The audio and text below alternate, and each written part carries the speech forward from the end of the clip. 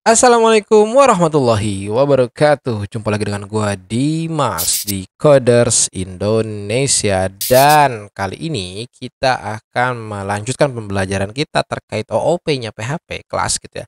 Salah satu hal yang penting juga. Jadi memang banyak hal penting sebenarnya, tapi akan coba gua pilihkan untuk teman-teman yang kemungkinan akan banyak penggunaannya. Salah satunya adalah inheritance atau turunan, atau apa ya, ya menurunkanlah prinsip-prinsip dalam OOP, salah satunya inheritance.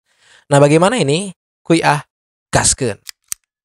Oke, apa sih itu inheritance? Inheritance pada dasarnya adalah konsep yang dibangun di dalam OOP. Jadi nggak hanya di PHP, teman-teman. Jadi hari ini teman-teman belajar PHP terkait OOP, itu juga belajar apa ya, kelas-kelas lain gitu. Di Java pun sama, di apa lagi, di C++ juga ada gitu ya.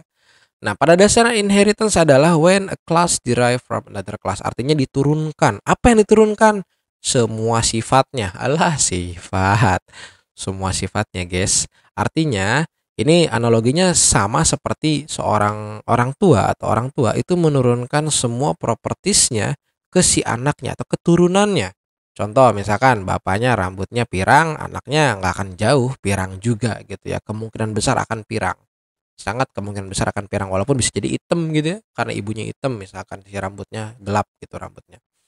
Nah, itu pada dasarnya seperti itu analoginya. Jadi di dalam AOP itu dengan inheritance kita bisa apa ya, melakukan penghematan ya, penghematan penghematan memori gitu. Kita tidak usah menulis dua kali. Contoh nih, saya ngambil dari Waitress School.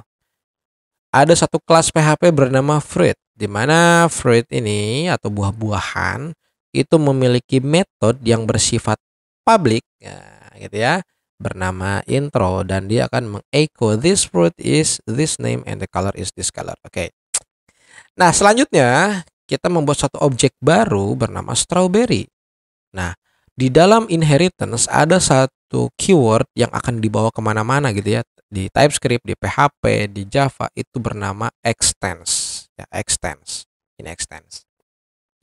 Jadi strawberry extends fruit public function message. Am I fruit or berry, kata dia gitu ya.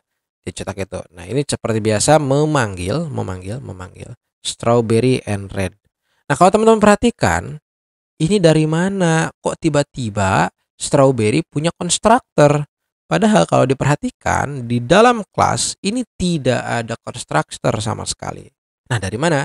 Itu karena berasal dari parent construct-nya atau dari orang tuanya. Karena kita tahu di sini strawberry, kalau bahasa orangnya gitu ya, strawberry adalah anaknya dari buah-buahan.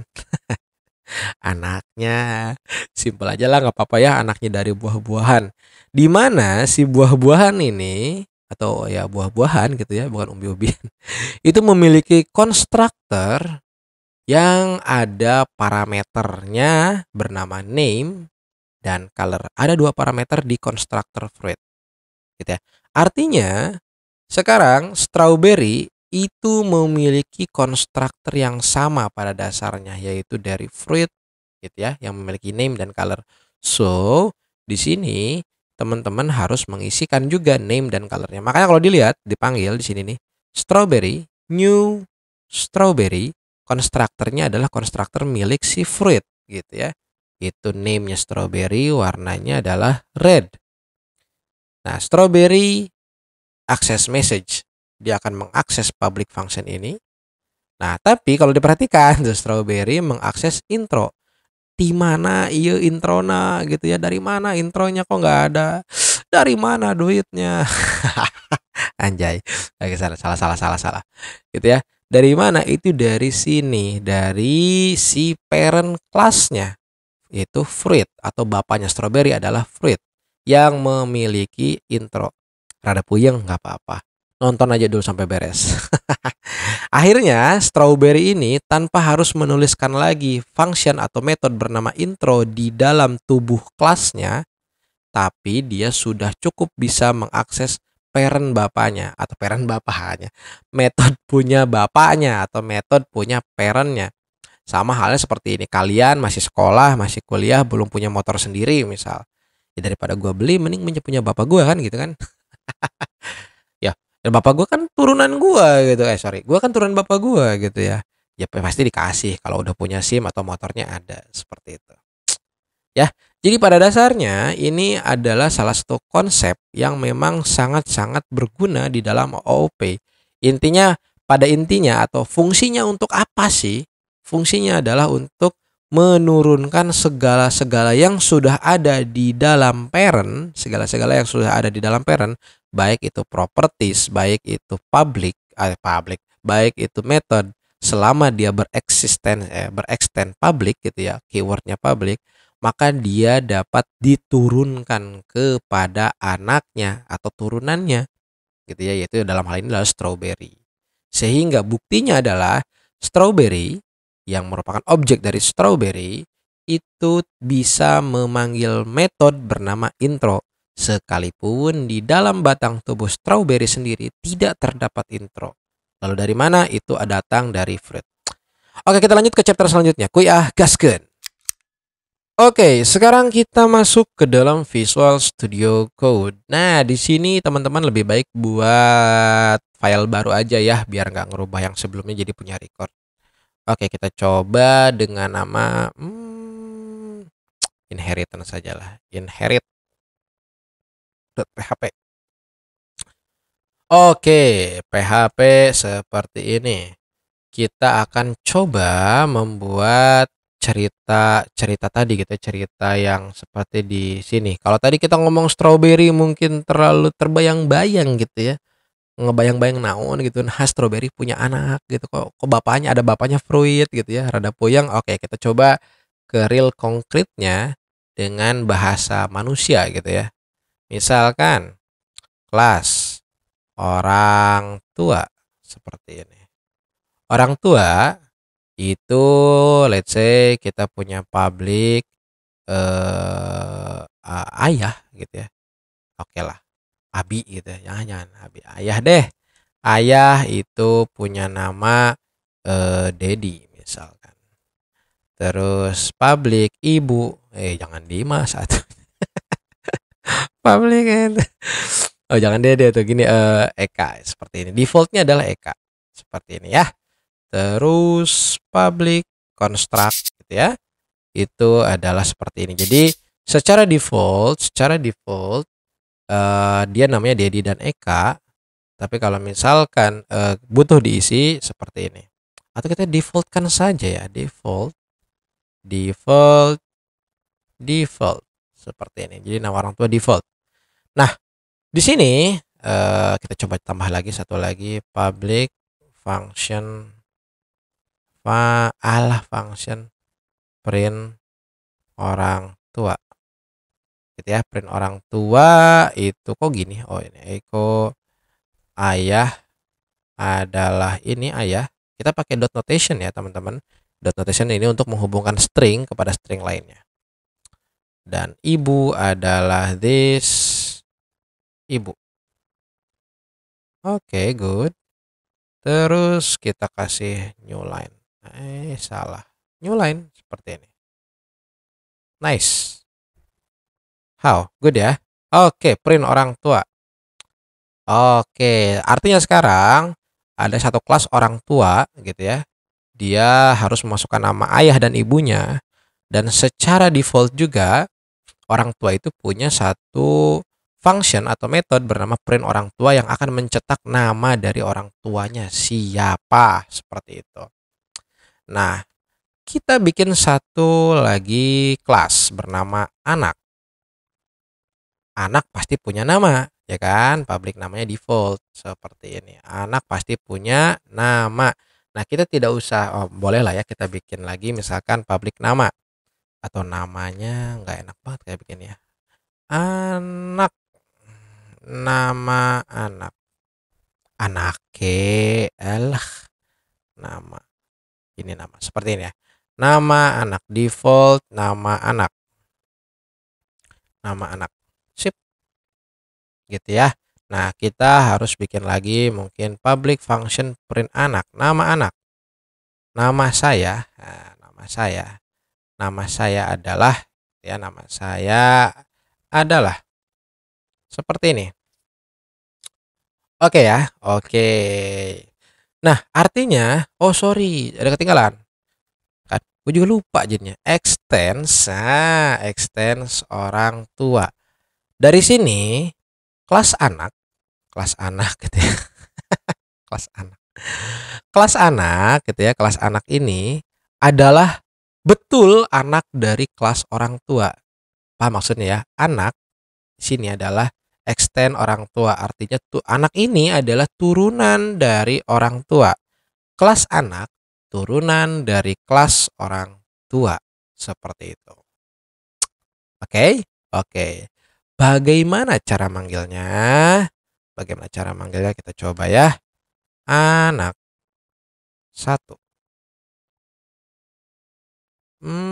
Sorry. Ada yang kelewat, teman-teman. Di sini kita panggil parent construct. Nah, makanya di sini harusnya nama, terus nama ayah dan nama ibu. Ada yang kelewat? Ada yang kelewat. Dolar nama ayah dan ini adalah dolar nama ibu. Artinya ini dari mana, Kang? Nah, ujug-ujug ada parent. Nah, artinya kita mengakses function construct milik si parent. Siapa parentnya anak? Parentnya anak adalah orang tua. Berarti baris 24 ini itu mengakses construct yang ada di baris 8 sini. Gitu ya. Caranya baca seperti itu. Parent titik 2 terus construct nama ayah, nama ibu. Seperti itu. Nah, akhirnya di sini misalkan namanya adalah Naya. Naya gitu ya, nama anaknya. Bagus namanya anak Naya. New anak. Anak pertama namanya siapa? Naya. Lalu namanya Dimas, nama ayahnya, nama ibunya Fitri. Seperti ini. Ganteng ya? Ganteng. Nah, Naya print anak. Artinya di sini kita akan mencoba memanggil print anak yang merupakan metode dari anak. Jadi di sini metode dari dari kelas anak. Terus Naya print orang tua, metode dari kelas orang tua. Seperti itu. Nah, bagaimana? Kita coba cus. Ini kita clear dulu. Oke, kita punya file bernama inherit. Berarti PHP inherit.php. Oke, lihat. Oh, ini belum di ini, guys, biar spasinya kelihatan. Ini kantong. Clear. Lihat. Nama saya adalah Naya. Ayahnya adalah Dimas, ibunya adalah Fitri. Seperti itu. Ya. Oke. Oke, ganteng kan? Lihat, akhirnya tanpa saya harus itu istilah tanpa si Naya ini atau si anak ini gitu ya membuat metode bernama print orang tua, dia sudah bisa memanggil metode bernama print orang tua, di mana print orang tua ini adalah milik orang tua, kelas orang tua. Oke, kita buat satu lagi, misalkan dolar Nashwa, misal seperti ini. Itu new anak Nashwa-nya Dimas juga Fitri. Dolar print anak dari kelas anak, print orang tua dari orang tua. Thank you Tab9, please endorse me. Sangat membantu sekali gitu masalahnya ya. Jangan lupa di sini kita tambahkan dolar $N sudah. Sip. Sip. Akhirnya nanti di sini kalau kita panggil itu akan ada dua anak. Akan ada dua anak yang muncul. Cus. Nama saya adalah Naya, ayahnya Dimas, ibunya Fitri. Nama saya adalah Nashwa, ayahnya Dimas, ibunya Fitri. Bagaimana? Mudah ya? Mudah sekali dong. Nah, pada akhirnya gitu ya, ini akan banyak kepakai nanti ketika teman-teman berurusan dengan real case. Misal, kalau di real case itu kayak connection, itu pasti kelas orang tuanya. Dan database itu pasti anak dari connection. Karena bagaimanapun, tidak akan bisa connect ke database tanpa ada connectionnya terlebih dahulu. Seperti itu cara berpikirnya ya. Oke teman-teman, jadi gua rangkum aja. Pertama, kita udah punya dua kelas, yaitu orang tua dan anak, di mana anak menggunakan extends yang menandakan kalau dia sekarang inheritance atau turunan dari siapa? Dari orang tuanya atau dari kelas orang tua. Di mana di kelas orang tua ini ada dua properties, yaitu ayah dan ibu. Lalu di sini ada konstruktor untuk mengisi ayah dan ibu.